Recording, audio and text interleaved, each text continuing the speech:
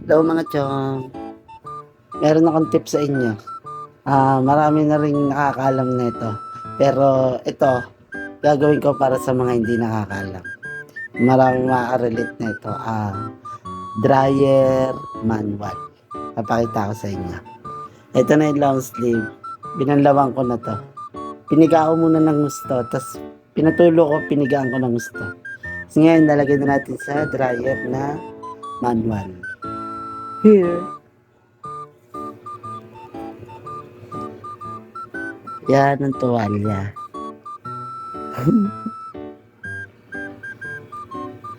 Here pa me. Sabay na natin to. Is kasi ngayon ay 11 PM na. Eh, tumawag si amo. Urgent. Sabi niya, Balong, masok ka bukas. Wala kang gagawin dyan. Magiinom ka lang. Hindi ka na kumita, gumastos ka pa. So, ganito lang yan mga chong. Gamit ko rito ay yung tuwalya. Tapos, iikot natin yan, ha? Pwede ko ba ilapag yung cellphone? Hindi ko kasi hawak-hawak ko to. Hindi, may ikot ka na lang. Yan. Hindi ka kasama rito. Huwag ka maingay. Daldal ka ng daldal eh. Vlogger ka ba? Eh, daldal ka ng daldal eh. Hindi ka naman binibidyan eh. Ako lang ang artista dito. Ayun. Ikot pa, darling. Yan. Para sa mga ano natin to, masugid na followers na hindi mga kupal.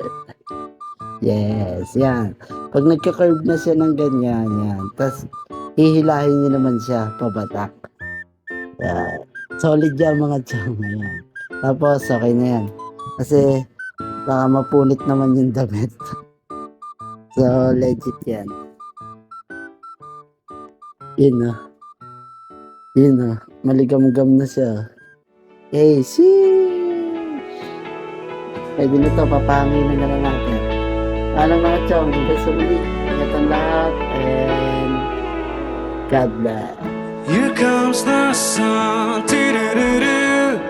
Here comes the sun, and I say it's alright.